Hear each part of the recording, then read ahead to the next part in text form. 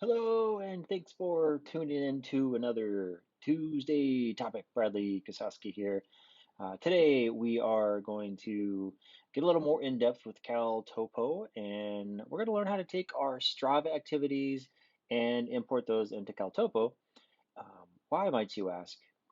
So that we can create a map of all the places we visited. Maybe we want to track uh, the trails that we've hiked, so we can try and hike all the ones in a certain region, or mountain bike or ski. And what's nice about Caltopo is you can create different folders in Caltopo and turn those folders on and off so that you can see them on the map or not. Before we jump into the tutorial, please hit the like button down below or the heart if you see one of those. Please subscribe. The more views I get, the more content I can put out there. Appreciate you watching. And now let's head into my computer and I'll show you how to do that. Hey, we are in the computer. You can see my screen. Right now we're in Caltopo, and ultimately we're going to need to go to import and choose our GPX file. That's what we're going to get from Strava, but we need to get that from Strava first. So when you head over to Strava, here we go. Here is a route that I'm going to install. But before we do that, you can download all of your Strava activities at once.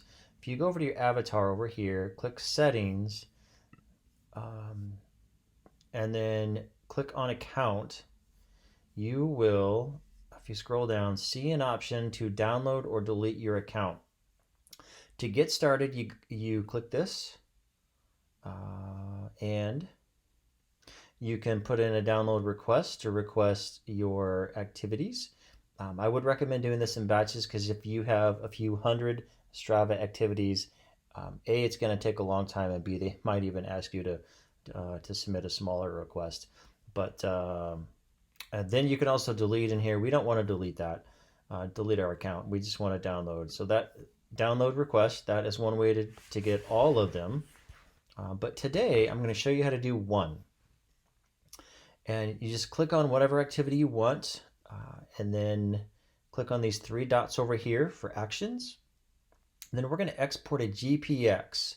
So if we click that, your computer, whether you're on a Mac or PC, will look a little different. But here we have it is um, downloaded, and it's going to be in my downloads folder. Um, I have already downloaded this GPX to make this presentation easier, and I have it in a different folder than my download folder, so when I come back into Caltopo and I hover over import, this little drop down menu pops up, click choose files, and it's already right here. So I'm going to take the B&E ski and I'm going to open it.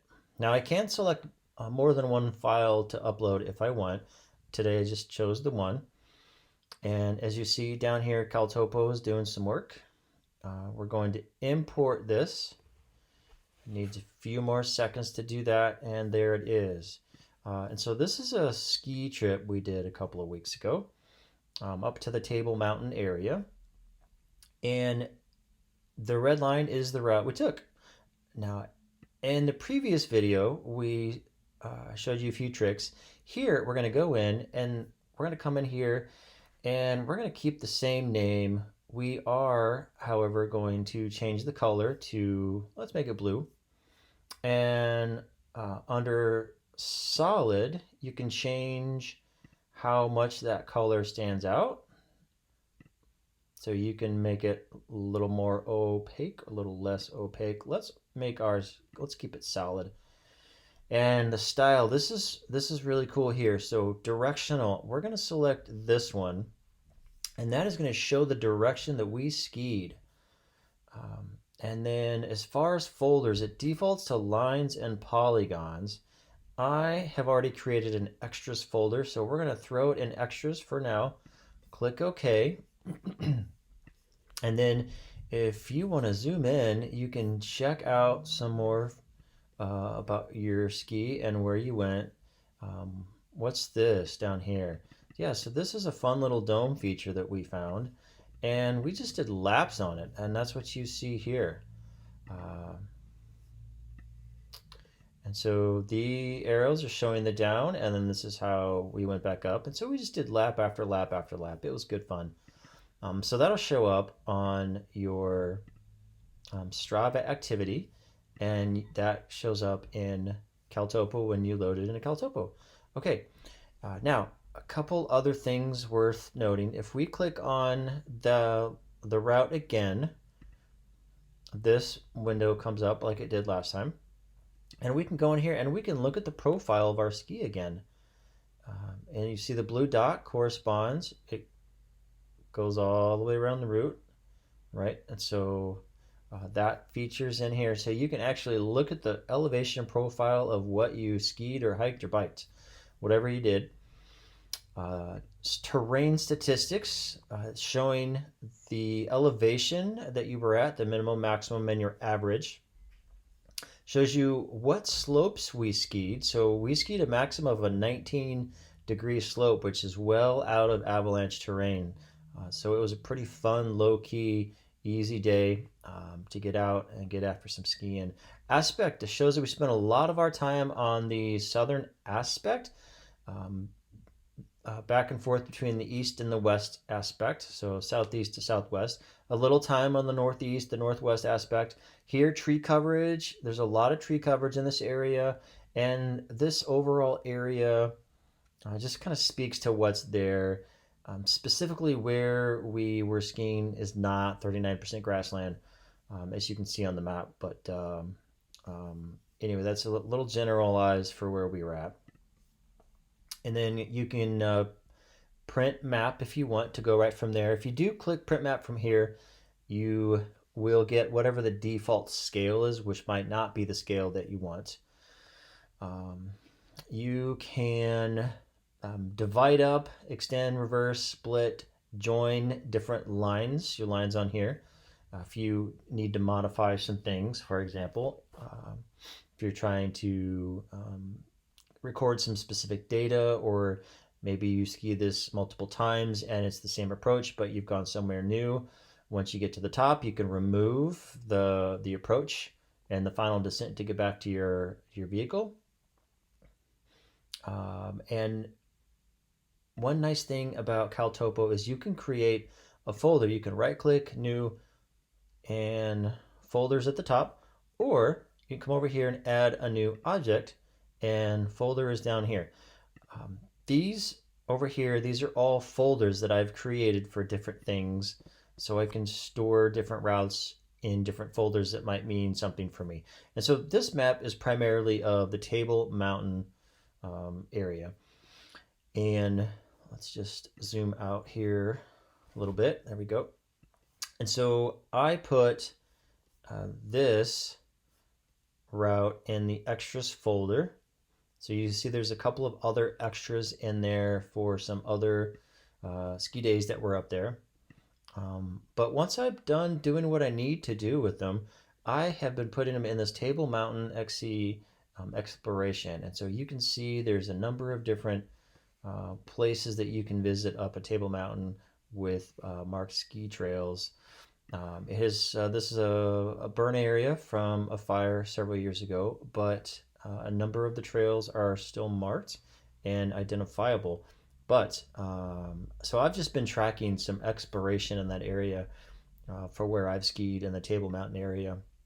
And then range rings are fun because you can install a ring and install that at different distances from a center point. And Wilson Rim Loop is a specific ski trail up there. That's this out here. And so those are some things that you can do with folders. You can organize your routes, and you can even create different maps. Maybe you have one map that's all for mountain biking, and you have different folders that represent different things in mountain biking.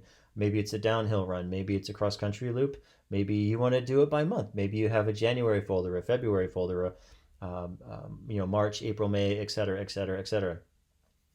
You can do a lot of things with folders that really helps you organize and keep Caltopo clean and organized because I can turn them all off or I can have all of them turned on, and that's pretty busy. So I turn off what I'm not using. In fact, I'm going to turn that back on because we are using that. And so it really cleans up the map and it makes it easier to look at what it is that you're looking at. Um, and again, if I want to print, just go up here, print JPEG, print a PDF.